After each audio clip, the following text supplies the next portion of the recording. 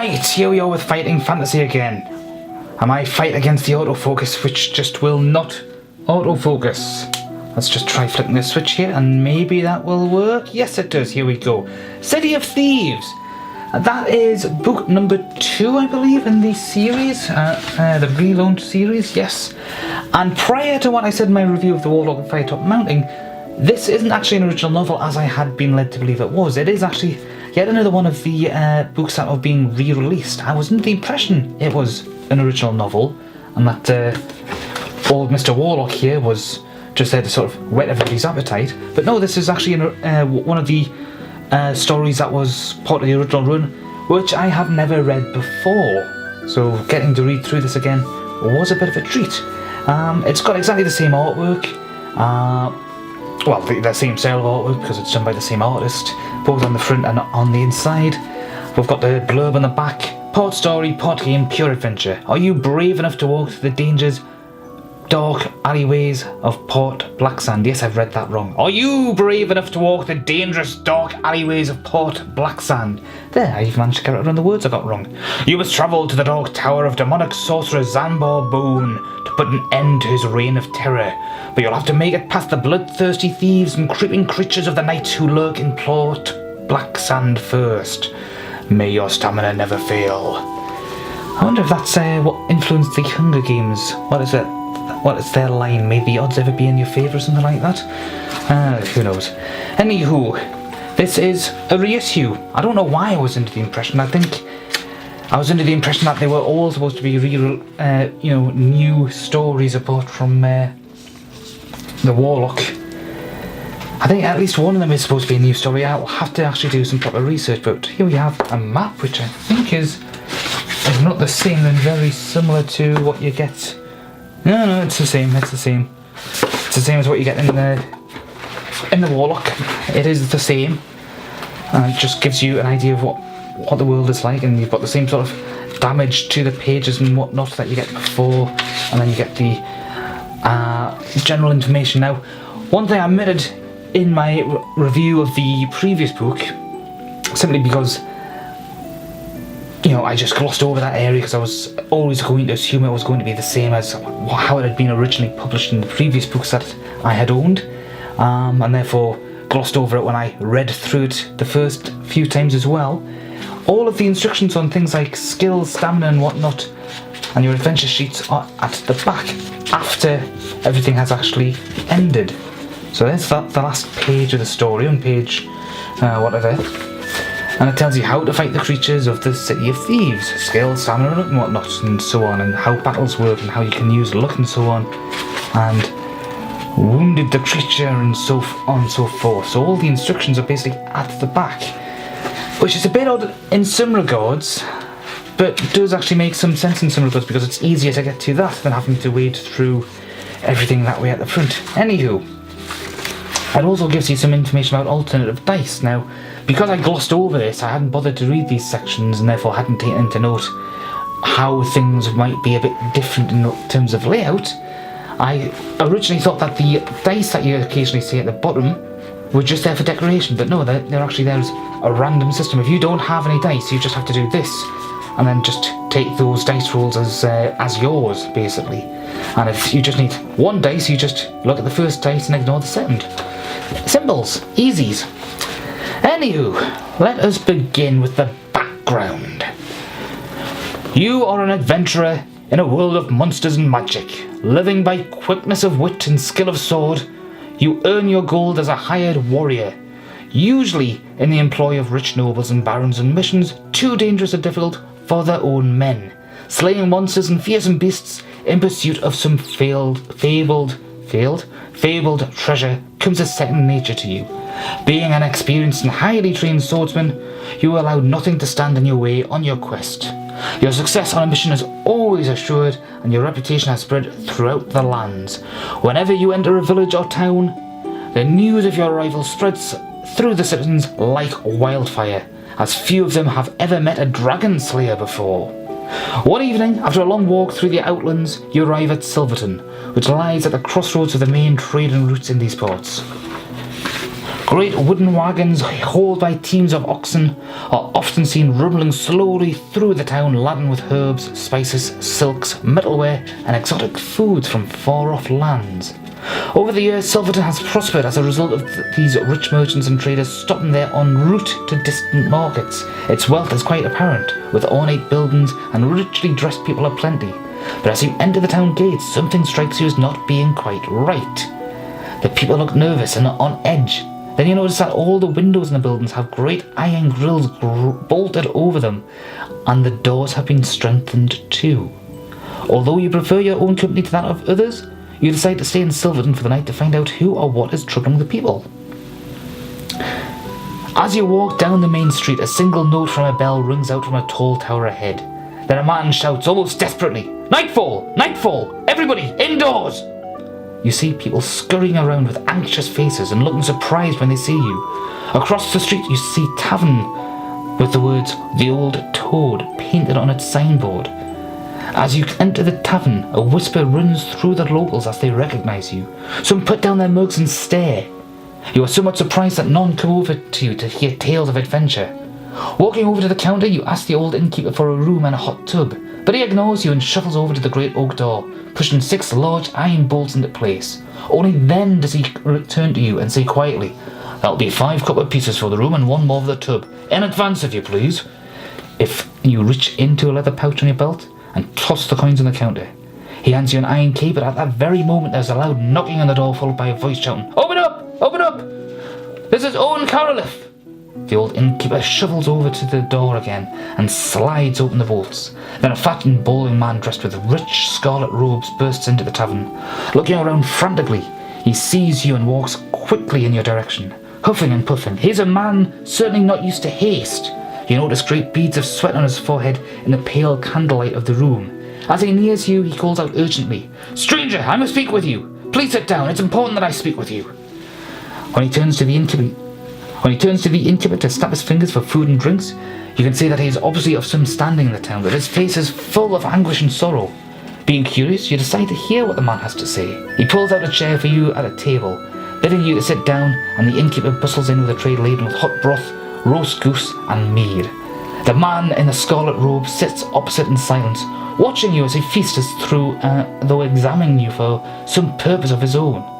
Finally, as you push your plate away, the man leans forward and says, in a low but anxious voice, "Stranger, I know of you and seek your aid. My name is Owen Caroliff, and I am the mayor of Silverton. We are in great trouble and danger. We are living under a curse, and it is I who must rid us of it. 10 days ago, 2 messengers of evil," the basic general gameplay that has stood the test of time. "You see a wooden bridge stretching over a dirty river." Is that the River Ank? Are we somehow in Ankmore Park before the Discord was even created? Well, let's face it, how many fantasy genre novels have settings where the rivers are dirty? The River Ank is not alone in that regard. The old wooden doors open into a dingy, smoke-filled room. And somewhere along the lines we must have wound up in Orc Central, or at least there's an orc drink in here, because that's what that guy makes me think of. But, yeah, the text I don't think has been edited at all to allow for any kind of updates, and I say that because just reading through the backstory there were at least 1 or 2 mistakes that I made myself, a couple of fluffs that I made, but there was at least 1 typo that, given that this book was actually first published in 1983, it's been around for something like 35 years and nobody has ever caught it. Nobody's corrected it on any subsequent reprint, as far as I'm aware. And here we have one of the most bizarre things I think I've ever seen in one of these books. What looks like a woman's body with a giant snake head. "And you are stunned to see a large snake's head." Yeah, I'm not surprised that's not. I hope I didn't have to kiss that woman. Be a bit of a shame if I did, because that would be a poison kiss I'd want to avoid. And we have here a man in tattered rags with a ball and chain attached to its legs. Or to his leg, rather. A better metaphor for being married I have never came across in my life, but that's actually some quite nice artwork there. It's all quite nice artwork, and here we've got somebody being pelted with rotten fruit. The crowd start to pelt the man in the pillory with rotten food. Yeah, I wonder what he's done wrong. And in the background, you can see a castle. Just about. It's not showing up too well on the viewfinder. I'm assuming it's going to show up okay on screen, but yeah, I'm definitely getting used to the artwork. The more I see of it, the more I like it. And so, sometimes you do have to wonder about the descriptions, though. The descriptions are so incredibly basic. The house at a tavern called the Black Lobster. Now, because you're seeing more of the ship than you are the house, you can sometimes sort of wonder, has somebody just converted a ship into a house and then turned that into a public house? And, you know, that happened. That's actually a ship that you potentially take and go off and adventure somewhere. That's actually a pub on the quayside that you're actually looking for. I'll say this is one of the few pieces of original art as far as inlay art is concerned. For the most part, you're seeing art that's been recycled from the previous book, and some original bits as well. But more on that when we come across it. Right now we've got Jimmy Quick Tint, best tattooist in town. I wonder if that's his own work. Not being into tattoos, I'm just going to move on from that. And just to see if I can find some of the inlaid art that's a bit different. We've got some rats here, we've got another helmet, we've got a goblet that's been spilled, we've got a letter here. I'm afraid, dear friend, I must be getting too old to be of use to anybody. I regret that I have misinformed you about the compound needed to kill Zanbar Bone. You must use only 2 of the 3 ingredients I told you, but I cannot remember which 2. I only suggest you try hag's hair and black pearls together on the hag's hair and lotus flower together. Or the black pearl and lotus flower together. Apologies. N. Well, his memory is about as good as my ability to read at this point in time, because I am mutilating my sentences. I need a drink, and my god, we've got the Grim Reaper here. No, it's Zanbar Bone himself. Zanbar Bone walks towards you, trying to touch your exposed skin. Yeah, the Grim Reaper called. He wants his axe back. That's, yeah, the inlay art does appear to be unique to this book, but because of the style, it's all done by the same artist as the previous book. It does sometimes make me think straight away that's just recycled. It's not in all cases. There are 1 or 2 pieces that are recycled, but not always. Here we have J. Waggon's Locksmith. Sitting on a stool at the back.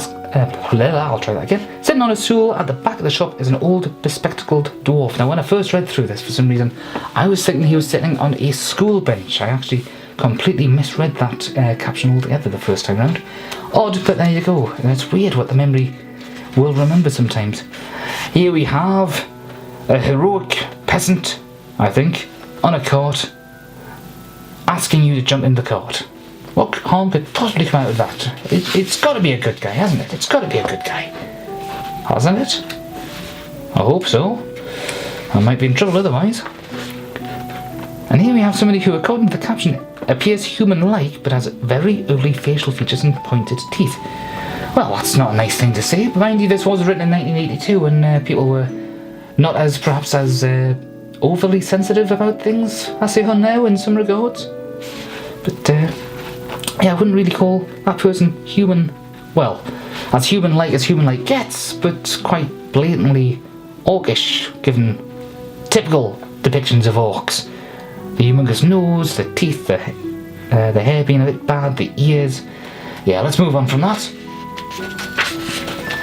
We've got yet another somewhat interesting looking character, and a long dead corpse, a skeleton right there. The silence is suddenly shattered by a wailing scream.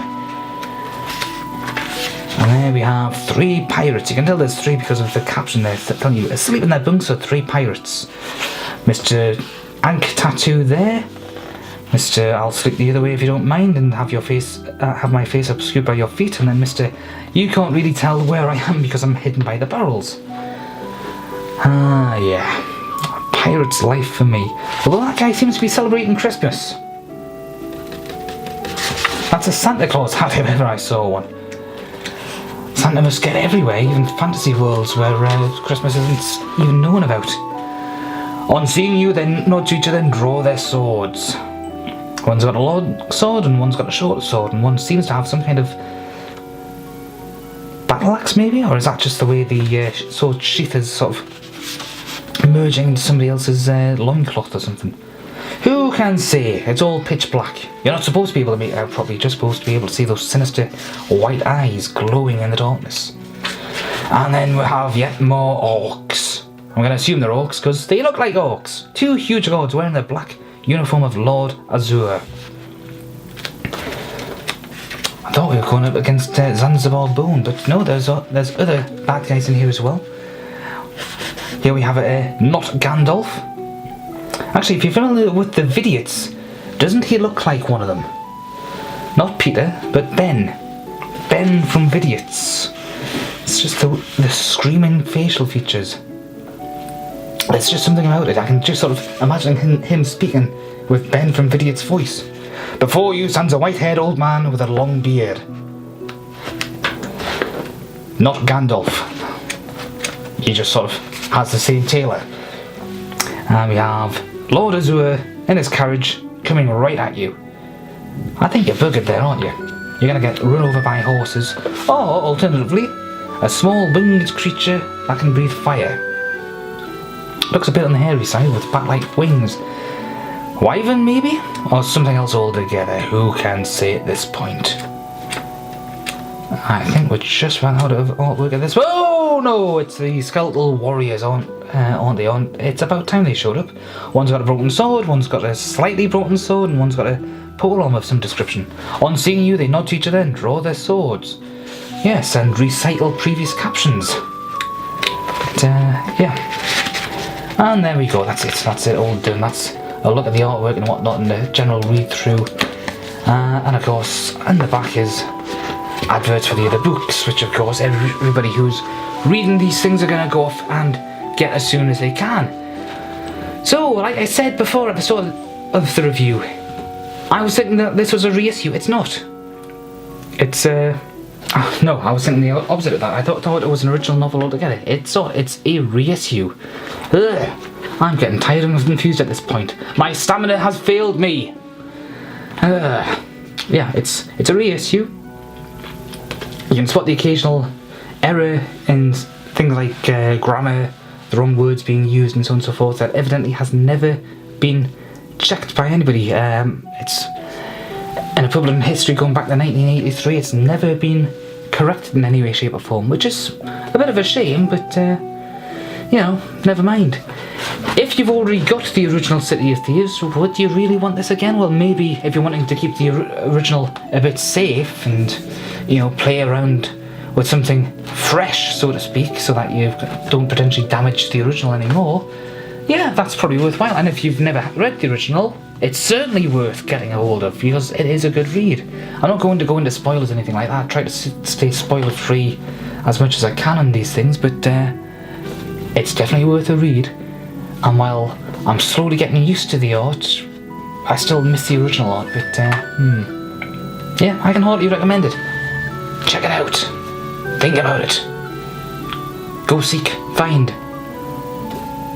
Roll some dice to make the decision. That'll work.